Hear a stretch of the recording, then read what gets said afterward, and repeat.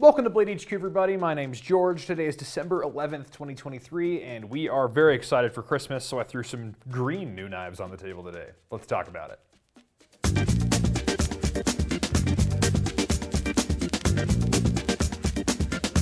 First knife on the table is the Jack Wolf Knives After Hours Jack.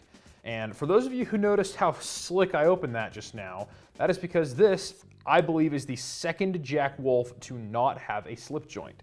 So Jack Wolves tend to have some of the finest walk and talk of any slip joints out there with these really tactile and audible half stops.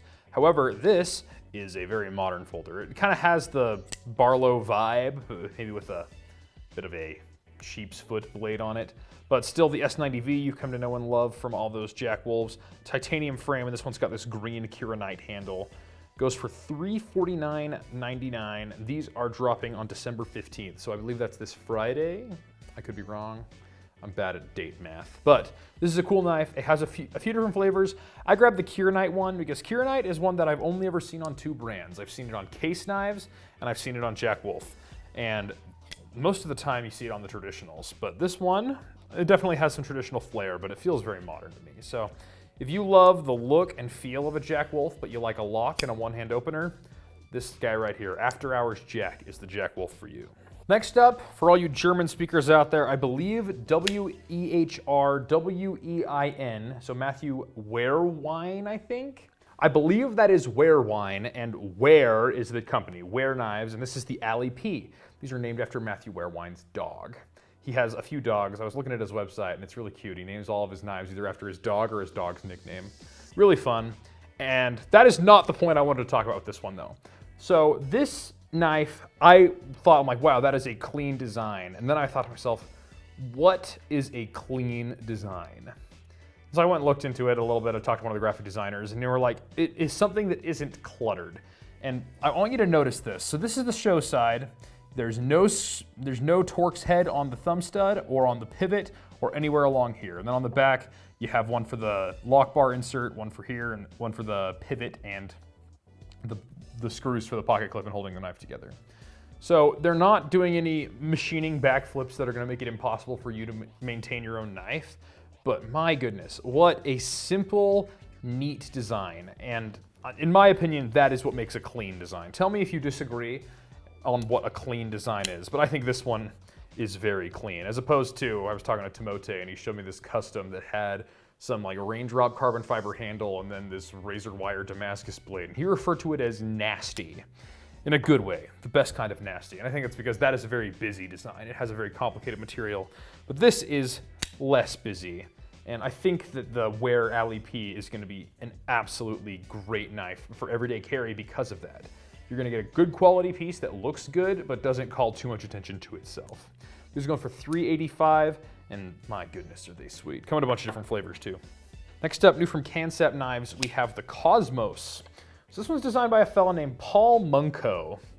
And I'd never heard of him, I will be honest. And I went and looked him up, and the reason I don't think I've heard of him is because a lot of the time with knives, they're designed by people who use them, like a soldier or a plumber, a construction worker, or somebody who works at a keyboard like me. But Paul Munko is an artist. He does a lot of music, he does painting, he does a variety of other things, and I think knives have become one of his media, and it is quite the interesting knife, if you ask me. The handle is fairly comfortable. I think my hand might be just a teeny bit too big to fit nicely here, but a teeny bit too small to fit nicely there, so other than that, if your hand is a different size than mine, you'll probably fit great. But this one has this titanium with the micarta and then the S35 VN blade. Excuse me, 20CV, very nice. It comes in a bunch of different flavors. There's some Damascus looking ones. There's, man, a lot of cool things. A very interesting design and one that I don't think I've seen something quite comparable to. So if this speaks to you, I think that this might be your only way to get something like it. But thank you for making a cool and interesting design, Paul Munko. Very nice. These are going for $179.80, this particular one. It can change depending on the outfit that the knife is wearing. Next up, new from Heretic, we have the Hydra.